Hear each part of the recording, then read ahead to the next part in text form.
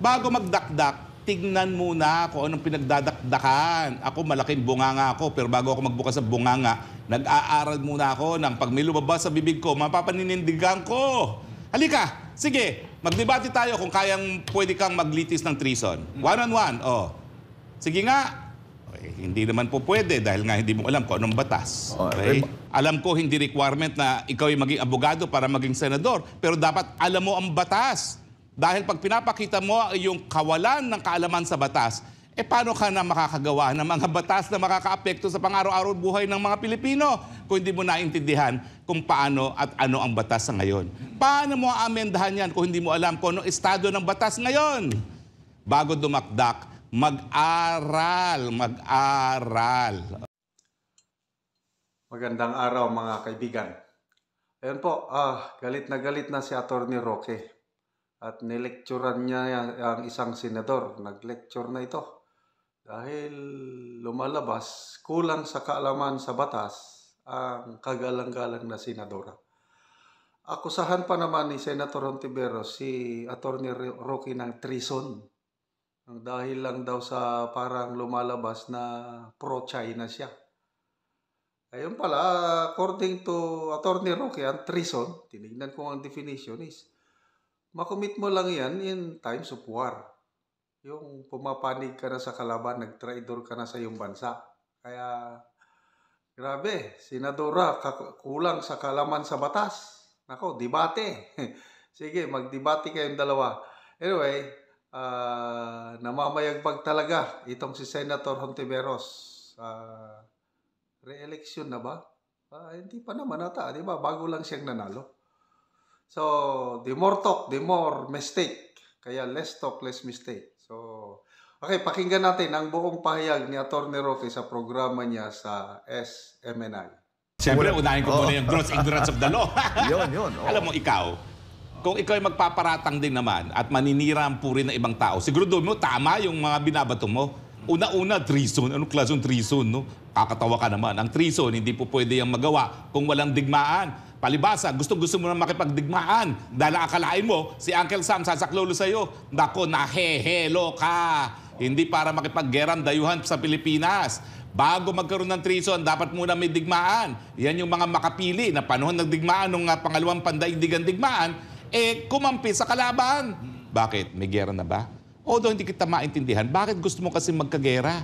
Dahil ba tutubo at kikita yung mga Amerikanong gumagawa ng bomba at mga baril? Abay, kailan ka pa naging kakampi ng mga tagagawa ng baril at bomba? At kailan ka pa nagnanais na gustong mamatay ang mga kapwa Pilipino sa gera na hindi natin mapapanalo? Alam nyo, wala pa ring alternatibo pagdating sa panlabas na relasyon kung hindi ang mabuting pag-uusap, lalong-lalo na sa panig ng mga karatig bansa na wala namang nagkaroon ng kasaysayan na hidwaan. Ni minsan, hindi naman tayo nakipaggera sa China. Bakit gustong-gusto nyo makipaggera ngayon? Dahil ba naninilbihan kayo sa inyong mga among mga Amerikano? Nako, ang treason po, hindi po pwedeng makomit kapag wala pong gera. Pero yung pag-traidor sa bayan po pwede po. Dahil mga gustong makitang mamatay ang mga Pilipino sa kausa ng mga dayuhan, yan po talaga ay pagtaksil sa bayan. Kami po, Senadora, ay umawit ng lupang hinirang. Ang mamatay na para sa bansang Pilipinas, hindi po para sa mga dayuhan. Ang mamatay na po para sa inang bayan, hindi po para sa mga bato-bato. At kinakailangan talaga pag-aralan bago ka dumakdak. Yun nga ang sariling tribunal kung saan tumungo yung iyong among presidente dati. Nagsabi, hindi po pwedeng matrato na EEZ ang Ayungin Shoal habang ito'y militarized. At ito'y naging militarized dahil ginawa nga natin commissioned naval vessel ang Sierra Madre. At bukod pa dyan, kung treasonous itong sinasabi mo na di umano ay ginawa ni Presidente Duterte, ang nagsimula yan, yung dati mong presidente Noynoy Aquino. 2013 pa, inanunsyo ni Secretary Gasmin na pumapayag ang Chino kung ang delivery sa Sierra Madre ay tubig at pagkain, pero hindi sila pumapayag kung ito ay repair and construction materials. Kung treasonous yan, di dapat talagang ang unang malitis yung dati mong presidente. Kaya nga lang, namatay na. Pero pwede pa rin litisin yung mga Secretary Gasmin kung talagang krimen yan. Ang problema nga, gross ignorance of the law ka naman. Mambabatas ka. Alam ko hindi requirement na ikaw ay maging abogado para maging senador, pero dapat alam mo ang batas. Dahil pag pinapakita mo yung kawalan ng kaalaman sa batas, paano ka na makakagawa ng mga batas na makakaapekto sa pang-araw-araw buhay ng mga Pilipino kung hindi mo naintindihan kung paano at ano ang batas sa ngayon? Paano mo amendahan yan kung hindi mo alam kung anong estado ng batas ngayon? Bago dumakdak, mag-aral. Okay? Bago dumakdak, isipin mo na hindi lang ikaw ang nagmamahal sa bayan. May mga ibang nagmamahal din kaya ayaw makita na mabaliwala ang buhay ng mga kasundaluhang Pilipino. Kung meron mang mamamatay, dapat yan ay pang-nasyonal na interes, hindi para sa baliwalang mga posturing. Hindi po natin kinakailangan ng digmaan. Pinagbabawal nga po yan sa larangan ng international law. Yan ay criminal aggression. At ngayon naman po, meron na tayong napagkasundo ang mekanismo para mag-usap ang bansang Pilipinas at ang China. Bakit kinakailangan pang makipagirian? Yan ang hindi ko po maintindihan. Sagutin niyo po yan. Anong makikita ninyo kung mamamatay ang mga Pilipino sa gera na hindi naman natin mapapanalunan? Yan po ay pag-traidor sa pang-nasyonal na interes. Hindi po triso dahil wala naman pong gera. Pero yun nga po, nakakalungkot ano na nangyari sa kalidad ng ating mga mababatas na ang basic na, alam mo sa Revised Penal Code kasi, Article 1 yan eh. Yan yung kauna-unahang krimen na nakasaad sa Revised Penal Code. Yung krimen ng treason. Bakit ka hindi mo malang alam kung ano yung krimen na yan? Bago manira, siguraduhin na tama naman yung mga sasabihin mong panira. Dahil pag hindi ka magiging kapanipaniwala. At sa totoo lang, hindi ka naman talaga pinaniniwalaan.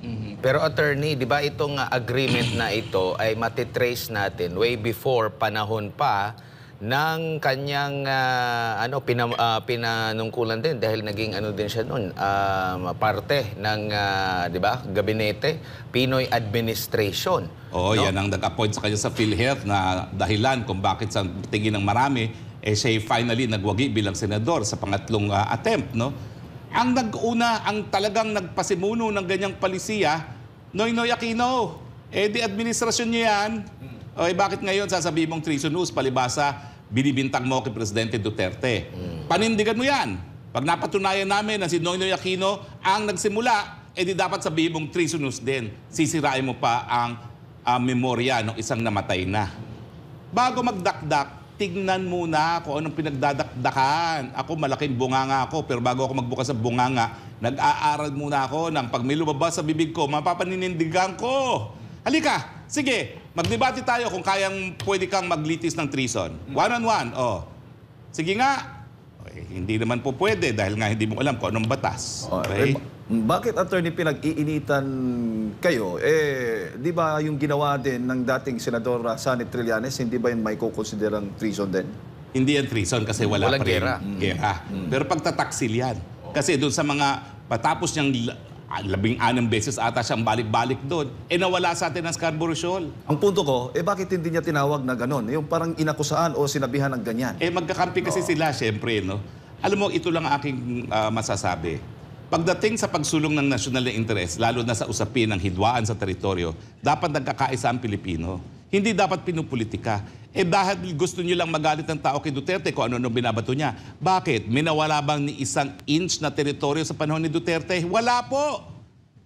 Kung dumiskarte siya para hindi tayo mawala ng teritoryo, yan po isang ayon sa pangnasyonal na interes. Pero kung magpapatuloy ngayon ang mga pangyayari na talagang nagkakaroon tayo ng hardline, dyan po posibleng mawalan tayo ng teritoryo. Dahil yung ginawa ni Presidente Aquino at ni Senator Trillanes na nakipag-hardline sila sa China dahilan para mawala tayo sa Scarborough Shoal. Yan po ay kabahagi na ng kasaysayan. Bakit ba ayaw nating matuto sa kasaysayan? Bakit pa ulit-ulit natin gagawin at i-expect natin na ibang resulta? Sabi ni Albert Einstein, yan po ay kabaliwan na paulit-ulit mong gagawin at umaasa na iba't ibang resulta. Hindi po. Kapag paulit-ulit mong gagawin, consistent din po ang resulta dyan. Huwag na natin linlangin ang ating taong bayan. Kapag tayo nagpumilit, lalong hindi po natin mapapadala ang pagkain ng tubig doon at dahilan, baka kinakailangan lumikas ang ating mga kasundaluhan. Hindi po yung pagiging spokesperson para kanino. Kung hindi, spokesperson po ako dyan, doon sa mga kasundaluhan na posibleng ang magutom doon sa barko. Masama ba na ipaglaban naman ang kanilang karapatang mabuhay? Samantalang pwede naman sila manatili na hindi matitigil ang supply ng tubig at pagkain. Bakit gusto nyong matigil? Gusto nyo talaga magutom yung mga sundalo, tuluyan ang mamatay? Yan bang pagiging spokesperson para sa China? Hindi po. Yan po ay spokesperson para sa mga mahihirap na mga Pilipinong kasundaluhan na inaalay ang buhay para sa bayan. Pero hindi po dapat na mamatay para na walang saysay. Yun po ating sinasabi. Kung pwede naman manatili doon, hanggat kailangan manatili doon na hindi matitigil ang tubig at pagkain, bakit kayo tututol? Bakit gusto nyong maputol yung pagdala ng tubig at pagkain sa kanila? Tapos sasabihin nyo, pagiging spokesperson yan para sa dayuhan. Excuse me po, ang pinangangalagahan natin, number 1, yung buhay ng kasundaluhang Pilipino doon sa Sierra Madre. Pangalawa, yung karapatan natin na manatili doon sa Sierra Madre at huwag tayong mawala. Dahil sa panahon ng administrasyon ninyo, Senator Antiveros, nawala ang Scarborough Shoals sa atin. Attorney, ito bang mga issue na ito ay binabato sa inyo, sa Duterte, kahit dating Pangulong Duterte, dahil nililihis nila ang tunay na dahilan kung bakit nagiging agresibo itong China laban sa Pilipinas, lalo dyan sa Philippine Sea? Well, hindi lang po paglilihis kung ano talaga ang dahilan na naging agresibo ang China sa atin. Paglilihis yan sa issue na hinaharap ng mga kababayan natin. Lumabas na naman ang mga latest surveys at talagang nangunguna pa rin sa atensyon ng ating taong bayan yung nagtataas ang presyo ng bilihin. Palibasa walang magawa ngayon itong administrasyon nito sa pagtaas ng presyo ng bilihin, linilin lang ang taong bayan na magalit na lang tayo lahat sa China para hindi na natin mapansin na sumasakit ang ating mga tiyan. Pero kahit anong lihis ng issue nila, yun pa rin ang sumatotal. Hindi mo po pwedeng baliwalain yung, ano ba tawag dun sa Tagalog? Kulob ng tiyan. Okay? Dahil yan po ay nararamdaman ng mga Pilipino. O di kaya nais nilang isisi sa inyo ang naging problema ngayon natin sa China, dito sa South China Sea? Well, ang naging problema natin, hindi natin alam kung anong pinasok na kasunduan ni Trillanes. Dahilan kung bakit nagkaganito ang sitwasyon. Hindi ko maintindihan kasi kung bakit isang senador na hindi naman na trained diplomat, siyang nag-volunteer para makipag-usap sa mga China na mga panahon na napakainit ng usapin. At saka, swerte ka na ikay pinagbigyan nga Trillanes ni Senator Enrile na hindi niya ilinabas kung anong pagtataksil na ginawa mo. Pero kung maalala nyo, binantaan ka talaga ni Enrile na pag di ka tumahimik dyan, lalabasan niya kung paano kataksilan ang ginawa mo. O ngayon, covered yan ng freedom of information ka, hindi mailabas-labas. Pero wag ka magtago sa sa kawalan ng freedom of information sa diplomatic relations dahil bilang isang tagapaglingkod ng bayan dati, meron ka pa rin responsibilidad talaga na ipaalam kung anong ginawa mo. Dahilan kung bakit nung ikaw ay naghimasok dyan, nawalan tayo ng teritoryo. Pero dapat sigurong tingnan ng taong bayan, attorney, tulad ng sinasabi po ninyo, kung nakabuti ba o nakasama itong agreement sa pagitan ng dating Pangulo at ni President Xi Jinping. Well, ang naging kasunduan lang naman is status quo, walang galawan. Anong naging resulta? Una-una, nagkaroon tayo ng kapayapaan. Pangalawa, dahil nagkaroon ng kapayapaan, umusbong ang ating kalakalang, ang pamumuhunan at turismo sa panig ng Pilipinas at ng China. Ibig sabihin, nagbunga ang kapayapaan sa panig ng China at ng Pilipinas na mas maraming pagkain sa hapagkainan ng bawat Pilipino. Bakit po sasabihin masama yan? Diba? Ang masama, yung makikipaggera ka, mawawalan tayo ng kapital. Gaya ngayon, na nangungulilat na tayo sa buong Southeast Asia region pagdating sa mga kapital na pinapasok ng mga Chino. Alam mo ba, nag-iisa na lang tayo sa ASEAN na parang empleyado ng Amerika ang ating presidente? O, sa nagpunta yung bagong panalo pa lang na presidente ng Indonesia, ang unang-unang pinuntahan, hindi pa siya presidente, China. At sabi niya, nais pa naming palakasin ang relasyon sa panig ng Indonesia at ang China. Si Anwar Ibrahim ng Malaysia, wala kaming pakialam kung ayaw ng Amerika yan, pero mananatili kaming tapat na kaibigan ng China. Ganon din ang sinabi ng Prime Minister ng Singapore. Bakit kayo mga Pilipino nais magkaroon ng digmaan na ang inyong teritoryo ang lugar na paglalabanan? At siyempre, ang Cambodia, ang Laos, ang Burma, lahat yan malapit sa China. Pati nga yung Vietnam na pinakamaingay pagdating sa hidwa ang pinag-aagawang teritoryo, number 1 siya pagdating sa kapital na nakukuha sa China. Kasi nga dapat diskarte, dapat wais pagdating sa panlabas na relasyon. Itaguyod, isulong ang pangnasyonal na interes, pero yung mga bagay-bagay na po pwede ring isulong habang hindi pa nare-resolve ang hindi pinagkakasunduan, yun ay dapat isulong. At yan ang naperpekto na ng mga Vietnamese. Yan ang dapat nating matutuhan kung paano ipaglaban ang teritoryo at isusulong din yung mga dapat pakinabangan ng Pilipinas dahil nga ang China ngayon ang pangalawang pinakamalaking ekonomiya sa buong daigdig. Nako, katiting lang po. Sabi nga nila sa Ingles, a drop in the bucket lang ang nakukuha nating kapital kung ikukumpira mo sa Vietnam na mas matindi na makipaghidwaan sa China sa pinag-aagawang teritoryo. In fact, nung minsan, nagkaroon nga sila ng actual putukan. Mahigit 100 Vietnamese ang namatay. Pero ngayon, despite the fact na tuloy pa rin ang hidwaan sa pinag-aagawang teritoryo ng Vietnam at China, ay patuloy pong namumuhunan ang China dyan sa Vietnam. Bakit hindi natin magawa yon? Now, ito po, nakikita nyo sa screen nyo. Ito yung Global Opportunity Index. Tignan nyo naman po, bokya ang Pilipinas. Mabuti na lang merong Cambodia na mas malala pa sa Pilipinas. Mantakin nyo yan. Ang nakakatalo lang sa atin sa pinakapangit na oportunidad para sa mga namumuhunan sa buong daigdig ay Cambodia. Ay nako, kapag magpatuloy itong mga ganitong mga pulisya, pagpatuloy ang mga pagsasalita ni Ontiveros, ni Carpio at ni Trillanes, na talaga binabanata ng China na pinanggagalingan ng kapital na dahilan kung bakit umuusbong ang ekonomiya ng ating mga karatig bansa, baka po in a few months lamang, wala pang taon, mauunahan na rin tayo ng Cambodia. Yan po ang katotohanan.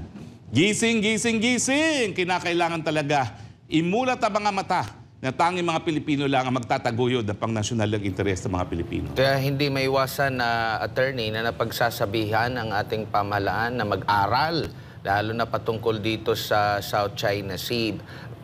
Bakit kaya hindi pwede bang magpatawag ng National Security Council, imbitahan? Well, ang halos lahat naman ng nakalipas na presidente ay buhay pa, maliban na lang kay Pinoy. Kasi naalala ko, attorney, way back 2016, abay nagpatawag, nag-convene sa pangunguna ni Pangulong Duterte, National Security Council at kabilang sa mga inimbitahan at dumalo si Pinoy, Pangulong Noynoy Aquino, si President Gloria Macapagal Arroyo, si dating Pangulong Erap at pati pa si dating Pangulong Fidel V. Ramos. At ang napag-usapan nila doon ay patungkol nga dito sa issue sa West Philippine Sea at South China Sea.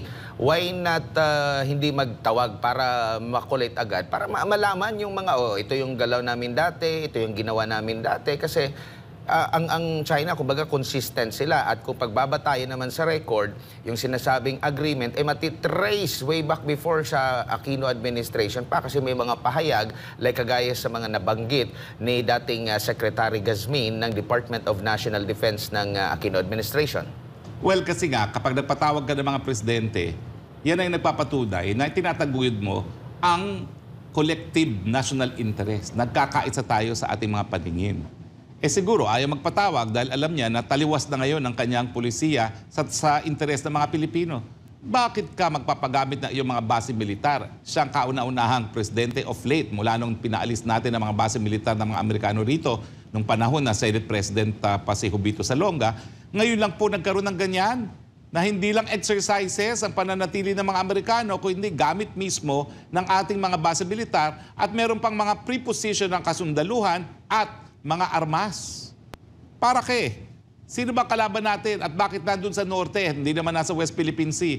Kung talagang ang mga presyensya ng Amerika ay para dyan sa West Philippine Sea, bakit hindi na lang sila magbase sa Pag-asa Island? Nang sa ganun, ma-improve ang mga improvements doon. Sige nga, sagutin niyo ako. Dahil ang interes ng Amerika ay nandun sa Taiwan, hindi naman siya interesado dito sa pinag-aagawang isla. Ni minsan ba, mga kababayan, narinig nyo na ang mga Amerikano nagsabing kinikilala namin ang titulo ng Pilipinas sa mga pinag-aagawang isla dyan sa South China Sea? Wala po. Ang bigkas nila palagi, kalayaan na maglayag. Hello? Hindi naman yun ang pinag-uusapan dito. Pinag-uusapan yung titulo ng Pilipinas sa mga pinag-aagawang isla at yung mga binubungang karagatan ng mga islang ito. Bakit ni minsan di nila sinabi, kinikilala namin ang titulo ng Pilipinas? And yet, ang mga Ontiveros, ang mga Carpio, ang mga Trillanes, akalain nila, sasaklolos ang mga Amerika sa atin dahil dito sa hidwaan sa teritoryo. Gumising po kayo, ha? Hindi nga nila kinikilalang ating titulo dyan. Bakit naman sila makikigera kapag sa tingin nila ay dihado tayo sa agawang teritoryo? Wala po silang interes doon sa ating kiniklaim na teritoryo. Ang interes nila ay yung kalayaan ng paglalayag Except na siguro kapag makakuha ng langis. Kasi nga dyan sa Recto Bank, no? Inaasahan na maraming langis dyan. Siyempre, tututo lang Amerikano kung sa panig ng Chino ang joint exploration dyan. Pero kung sa panig yan ng mga Amerikano, mga Texaco, mga Caltex, hindi yan tututol.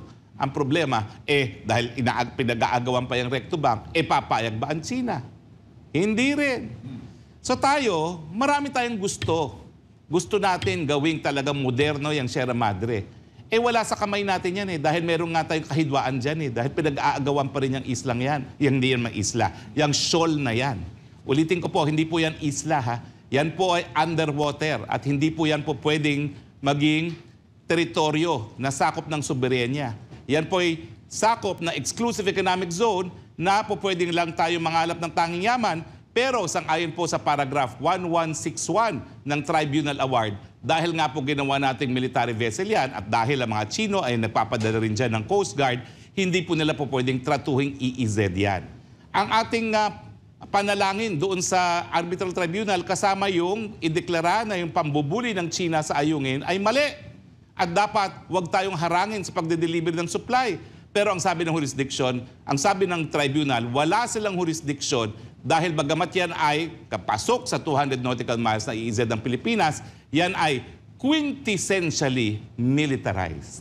Ibig sabihin, labas sa jurisdiction ng hukuman sa usaping EEZ ang quintessentially militarized sitwasyon na nangyayari po dyan sa Ayungin.